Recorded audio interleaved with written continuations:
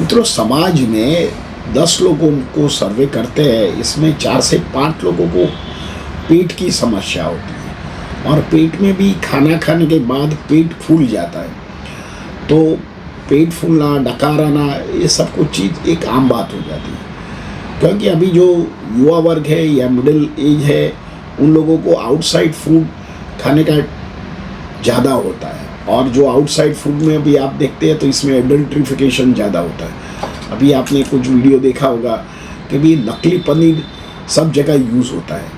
अभी आपने तो टेस्ट के मतलब अच्छी जगह जाके भी आपने कोई पनीर की चीज़ खा लिया, तो पनीर क्या आ गया, ओरिजिनल पनीर तो है नहीं। ये पनीर कुछ डिटर्जेंट और ये जो हमारे वनस्पति घी होता है, इसमें से बना हुआ होता है। तो इसके लिए पेट उसको पाचन करने के लिए शक्तिमान नहीं है और धीरे धीरे ये पेट में जाता है, तो पेट को डबल या ट्रिपल एनर्जी यूज़ करने के बाद भी वो डाइजेस्ट नहीं होता है। तो पेट में एक गैसियस उत्पन्न होता है, एक पॉइजनस उत्पन्न होता है और धीरे धीरे हमारा पेट में दबान करता है। तो हम खाना खाने के बाद हमारा पेट को फूला फूला महसूस करते हैं। तो दूसरे दिन भी हमारा साइकिल ऐसा होता है, कुछ ना कुछ खाना बाहर के होता है और बाहर में तली हुई चीज़ होती है और इसमें कौन से मसाले यूज़ होते हैं और जो भी फूड होता है इसमें एडल्ट्रिफिकेशन होता है, तली हुई चीज़ होती है, तो कितने टाइम पहले भी है, पुरानी है। तो ये सब वासी खुराक भी हमारा जो पाचन शक्ति होता है, ये शुरुआत के तबक्के में तो डाइजेस्ट कर लेता है, पर डे बाय डे हम ऐसे फूड खाते हैं तो धीरे धीरे हमारे पाचन शक्ति वीक हो जाती है और इससे जरिए भी हमारा पेट फूला रहता है। और आयुर्वेदिक में भी ये वात प्रकृति होती है, जिसको वात प्रकृति होती है, तो वात भी शरीर को जरूरी है, क्योंकि वात से हमारा पाचन शक्ति को ये एक प्रबलता मिलती है। पर ये अपान वायु जो शरीर में होता है ये ज़्यादा हो जाता है, तो ये पेट में बाहर नहीं निकलता है, ये पेट का अंदर का ही काम करता है और ये बढ़ता जाता है। और हम कितना भी डकार का है, कितना भी हम कॉन्स्टिपेशन की गोली खाए, पर ये अपान वायु निकलता नहीं है और धीरे धीरे धीरे हमारा पेट फूला रहता है। तो ये अपान वायु का डिस्टर्बेंस के कारण भी हमारा ये पेट में गैसियस प्रॉब्लम होता है। तो इसका सामान्य लक्षण क्या है, इसका मेडिकल लक्षण क्या है और इसके लिए आप क्या सिम्टम्स आते हैं दर्दी को, कौन से टेस्ट कराना चाहिए, कौन से आपको सिम्टम आए तो आपको तुरंत डॉक्टर के पास जाके आपको डॉक्टर की सलाह लेना चाहिए, कौन से घरेलू उपचार है और इसीलिए कौन से बेस्ट मेडिसिन है, इसके बारे में चर्चा करेंगे। मित्रों, हम आउटसाइड एक तो फूड लेते हैं, is one of the cause. दूसरा है जो भी फूड लेते हैं इसमें फाइबर की मात्रा कम होती है और इसमें कार्ब्स की मात्रा ज़्यादा होती है। तीसरा कारण, अभी लोगों को प्रोटीन खाने के लिए बहुत सारे सोशल मीडिया में इतने सारे वीडियोस बताते हैं कि भाई आपका वजन के मुताबिक इतना प्रोटीन्स खाना चाहिए, पर हमारा शरीर इतना प्रोटीन पचाने के लिए तैयार नहीं है। हम सारा दिन प्रोटीन खाते हैं तो इसके जरिए भी गैस्ट्रिक प्रॉब्लम होता है। देखो, हमारा फोर फादर ने हमारे जो इंडियन डिशेज़ में हर रोज़ जितना भी प्रोटीन लेना चाहिए, ये हमारे लिए खाने के सिस्टम्स में बताया है। हम ज़्यादा प्रोटीन लोगे तो धीरे धीरे किडनी स्टोन कर सकती है, किडनी फेलियर भी कर सकती है, पेशाब में एल्बुमिन भी जा सकता है। और जिन लोगों को, कौन से लोगों को प्रोटीन ज़्यादा लेना चाहिए कि जो ज़्यादा एक्सरसाइज करते हैं, जो लोगों को मसल्स बिल्डअप करने की ज़रूरत है, जो लोग हैवी वर्क करते हैं, इन लोगों को प्रोटीन ज़्यादा लेने की ज़रूरत होती है। पर हम लोग टेबल कुर्सी पर लेते हैं, तो हम जो गुजराती लोग होते हैं तो दाल लेते हैं, सीरियल हफ्ते में 2 बार लेते हैं, तो ऐसे जरिए भी हमारा प्रोटीन की मात्रा कम होती है। तीसरा कारण, हम शुगरी फूड ज़्यादा लेते हैं, कार्ब्स ज़्यादा लेते हैं। जो भी एडिटिव ड्रिंक्स होते हैं, जैसे जो भी मार्केट में मिलता है, इसमें 10 गुना शर्करा होती है। जब हम दिन में 1 से 2 चम्मच शर्करा लेने के लिए साइंस शक्तिमान है, पर इसे ज़्यादा लेते हैं तो हमारा शरीर में गैस्ट्रिक प्रॉब्लम या कॉन्स्टिपेशन या हाइपर एसिडिटी कर सकता है। 5वां कारण है, हमारा लाइफ सीडेंटरी लाइफ है, हम एक्सरसाइज नहीं कर पाते और भूख ज़्यादा लगती है और हम कभी भी, हम अभी तो जो भी ज़माना है, कभी आप इंटरनेट से भी फूड का ऑर्डर कर सकते हैं तो 10 मिनट में फूड आ जाता है। ये फूड की क्वालिटी कैसा है, फूड कब से बनाया हुआ है और फूड कितना पुराना है, ये हम अब देखते नहीं। हम टेस्ट करके तो अच्छा लगता है, पर बाद में हमको मालूम पड़ता है कि हमको दूसरे दिन गैस होता है, एसिडिटी होती है, कॉन्स्टिपेशन रहता है, और कई बार तो डायरिया एंड वॉमिटिंग भी हो जाता है, फूड पॉइजनिंग हो जाता है। कई बार हमारा जो हैबिट्स होता है, जैसे स्मोकिंग है, अल्कोहल है, टॉबैको है, इसके जरिए भी पेट में गैस्ट्रिक प्रॉब्लम्स और हाइपर एसिडिटी की रहने की संभावना रहती है। और कई बार तो फूड एलर्जी भी होता है, तो फूड एलर्जी के कारण भी पेट फूला फूला रहता है। तो ये सामान्य कारण है। अभी कई बार कोई मेडिकल कंडीशन के कारण भी हमारा पेट बड़ा फूलने लगता है। तो सबसे पहले तो IBS, जिसको इरिटेबल बाउल सिंड्रोम बोलते हैं और सनेपात बोलते हैं, तो इससे जरिए भी हमारा पेट फूला फूला और एसिडिटी, हाइपर एसिडिटी रहती है। दूसरा कारण हमारा जो GERD, गैस्ट्रोइसोफेजियल रिफ्लक्स डिजीज़ बोलते हैं, जिसको H. पाइलोरी जो हमारा आंतों में आ जाता है कई बार इन्फेक्टेड फूड के कारण, तो इससे जरिए भी हमारा पेट फूला फूला रहता है। तीसरा कारण हमारा कई बार जूना मरड़ा होता है, जो डिसेंट्री होता है, ये हम एलोपैथिक दवा के कोई आधुनिक दवा से दबा देते हैं, पर ये हमारा शरीर में आंतों में वो लाइफ लॉन्ग रहता है और कॉलोनी बनाता है, और जो भी फूड खाना चाहिए वो हम खाते हैं, इच्छा तो होती है पर डाइजेस्ट नहीं होता है। और जिन लोगों को मरड़े की इफेक्ट होती है, ये जितना भी खुराक खाते हैं उसको भूख ही लगता है, पर वो डाइजेस्ट नहीं कर पाते, वो 2-3-4 घंटे में भूखे हो जाते हैं। तो इसका कारण एक जूना मरड़ा हो सकता है, और इसे जरिए भी पेट फूला फूला रहता है।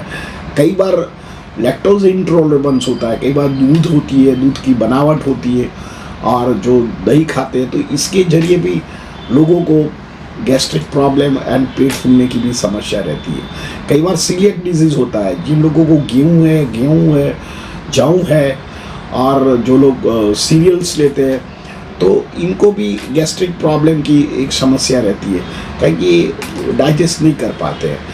6 कारण कई बार हमारा पेट में अल्सर होता है, क्रॉनिक गैस्ट्राइटिस होता है, या क्रॉनिक अंदर अल्सर हो जाते हैं हमारा आंतों में या इंटेस्टाइन में या हमारे स्टमक में, तो इसका कारण भी ये क्रॉनिक अल्सरेटिव कोलाइटिस हो जाता है, आंतों में भी कोलाइटिस हो जाता है, और इसके बैक्टीरिया की वजह से भी यही प्रॉब्लम्स होता है। कई बार क्रोन डिजीज़ होता है, ये कई बार जो लोग नॉन वेजिटेरियन खाते हैं, तो जो प्राणियों में कृमि होता है हमारे पेट में आ जाता है, और उसका ग्रोथ फास्ट होता है, वो निकलने की भी बात नहीं करती है। कई बार तो बहुत सीवियर डिजीज़ होने के कारण भी ऐसा कारण माना जाता है। कई बार गोल्ड स्टोन होता है, तो भाई दर्दी को पेट फूलने की समस्या रहती है। कई बार क्रॉनिक पैनक्रियाटाइटिस, हमारे पैनक्रियास जो होता है स्वादुपिंड, इसमें सूजन हो या लिवर में सूजन हो, तो पेट की ऑलवेज समस्या पेन रहता है, या पेट में सूजन भी रहता है, और गैस्ट्रिक प्रॉब्लम रहता है। कई बार ऐसे जो फूड होते हैं, दाखिला तरीके हम जो लोग सीरियल पचा नहीं पाते और ज़्यादा प्रोटीन की मात्रा खाने से ज़्यादा सीरियल खा लेते हैं या ज़्यादा सब्जी खा लेते हैं, तो उन लोगों को भी पेट की समस्या रहती है। अभी जो लोग लेडीज़ होती है, उनको कई बार सी सेक्शन बच्चे डिलीवर के बाद होता है, तो सी सेक्शन करने के बाद जो पेट में अपान एंड समान वायु डिस्टर्ब होता है, कि ये जो अपान वायु एंड समान वायु होता है, ये हमारा आंतों में और इंटेस्टाइन में रहता है। वो क्या करता है, जो भी खुराक होता है उसको पाचन करने में मदद करता है, और जो अपान वायु होता है वो नीचे धकेलने का काम करता है, और जो हमारा फूड में से जो वेस्ट प्रोडक्ट स्टूल निकलता है ये आगे धकेलने का काम करता है। पर कुदरती से ये ज़्यादा हो जाता है ऐसे फूड खाने की वजह से, तो इससे जरिए भी हमारा पेट फूला फूला रहता है। कई बार किडनी में स्टोन होता है, या किडनी में इन्फेक्शंस होता है, कई बार यूरिनरी ट्रैक इन्फेक्शंस होता है, कई बार सेक्सुअल ट्रांसमिट डिजीज जिसे हर्पीस HSV1 HSV2 हो, या सिफिलिस हो, या गोनोरिया हो, इसके जरिए भी दर्दी को गैस्ट्रिक प्रॉब्लम रहता है। कई बार प्रोस्टेट में प्रोस्टेट एनलार्जमेंट होता है, कई बार किडनी फेलियर होता है, तो there is so many cause for prostate gastric problem की समस्या हो सकती है। तो इसमें क्या सिम्टम आता है, तो दर्दी को तो खट्टा डकार आता है, कई बार सामान्य डकार आता है, कई बार कंटिन्यूस डकार आता है, कई बार छाती में जलन होता है, पेट में फूला फूला रहता है, पेट में कई बार पेन होता है, दर्दी को कॉन्स्टिपेशन हो जाता है। आप मानोगे नहीं, पर कई बार इतना गैस्ट्रिक प्रॉब्लम होता है तो दर्दी को कमर के पीठ और लोअर लिम्ब में पेन होता है। ये होम्योपैथिक साइंस ही समझ सकता है कि हमारा शरीर में वायु भी पेन कर सकता है। आयुर्वेदिक भी समझता है, आधुनिक साइंस में ये उनको ऐसे डायग्नोसिस नहीं होता है, पर होम्योपैथिक और आयुर्वेदिक में वायु की वजह से भी सीवियर कमर दर्द का समस्या हो सकती है। जिन लोगों को साइटिका का प्रॉब्लम है उसको पेट की दवा करना चाहिए। और कई बार दर्दी को वॉमिटिंग हो जाता है, कई बार डायरिया हो जाता है, कई बार लूज मोशन होता है, कई बार बार बार स्टूल जाना पड़ता है और स्टूल में भी चिकास आती है, स्मेल आती है और खट्टे डकार आते हैं। खाना खाने के बाद पेट हैवीनेस लगता है। जब नींद आता है तो नींद नहीं आने का कारण भी ये गैस्ट्रिक प्रॉब्लम है। कई बार गैस पेट पर चढ़ जाता है तो माथे पर चढ़ जाता है तो दर्दी को हेडेक और चक्कर आना और हाइपरटेंशन की भी समस्या रहती है। तो ऐसे तरह ये जो पेट की समस्या का कारण बन सकता है। तो इसमें कौन से प्रकार के टेस्ट कराना चाहिए? तो दर्दी को सबसे पहले खून में इन्फेक्शन है कि नहीं है तो ये CBCS की जांच कराना चाहिए। दूसरा B12 की कमी की वजह से भी डाइजेशन प्रॉपर नहीं होता है तो इसकी भी जांच कराना चाहिए। और तीसरा आपको CRP, जो कई बार गैस्ट्रोइंटेस्टाइनल ट्रैक्ट में कई इन्फेक्शन तो नहीं है तो इसकी भी जांच कराना चाहिए। और जो आपको इससे कुछ नहीं मालूम पड़ता है तो आप एंडोस्कोप शरीर में अंदर स्कोपी डाल के भी पेट की और आंतक की क्या स्थिति है वो देख सकते हैं। कई बार गुदा मार्ग में भी कोलोनोस्कोप दर्दी करते हैं। ये आधुनिक साइंस में ऐसे प्रकार के टेस्ट करते हैं। इससे सेकेंडरी टेस्ट में आप सोनोग्राफी है, CT स्कैन है या जो MRI भी आप कर सकते हैं। इससे भी डायग्नोसिस हो सकता है। कई बार फूड की एलर्जी की वजह से आप NTT IgG एंटीबॉडी टेस्ट करते हैं। जो लोग सीलिएक डिजीज़ होता है और इंटॉलरेबल फूड जो मिल्क इंटॉलरेबल्स होता है तो इनको भी ये टेस्ट किया जाता है। कौन सी कंडीशन में आपको तुरंत डॉक्टर को बताना चाहिए? सपोज़ एकदम पेट में आपको पेन होता है या सूजन होती है और डायरिया होता है, वॉमिटिंग होता है और खून में जो संडास में खून ब्लैक कलर का लाइफ लॉन्ग लंबे टाइम से आता है, वेट लॉस होता है तो तुरंत आप डॉक्टर का परामर्श करना चाहिए।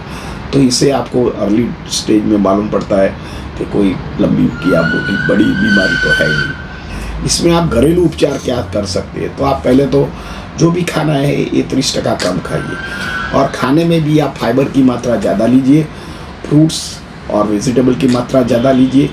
खाने के बाद गर्म पानी पीजिए और गर्म पानी के साथ आप नींबू वाला पानी ले सकते हैं, हल्दी वाला, अदरक वाला पानी ले सकते हैं या सूंठ का प्रयोग कर सकते हैं। खाने के बाद सौंफ ले सकते हैं।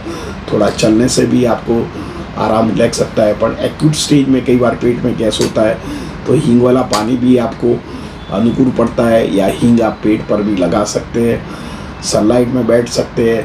गुनगुना पानी के साथ आप नींबू निचोड़ के भी आप ले सकते हैं। एक दिन उपवास रखने से भी आपको जो आपके फूला हुआ पेट में राहत लगती है। मित्रों, होम्योपैथिक में बहुत मास्टर ड्रग्स है, जैसे लाइकोपोडियम में जिन लोगों को लीवर प्रॉब्लम है या पैनक्रियाटाइटिस हो या पेट में कोई पैनक्रियास या लीवर लगते कोई प्रॉब्लम हो और पाचन धीमा होता है तो लाइकोपोडियम इज अ वर्कफेल। दूसरे नंबर की दवा है कार्बोवी, जो दवा जिसको गैस्ट्राइटिस प्रॉब्लम होता है, गैस ऊपर चढ़ता है और हेडेक हो जाता है, छाती में जलन होता है, एसिडिटी होती है, वॉमिटिंग होता है, इन लोगों को ये कार्बोवी दवा लेना चाहिए।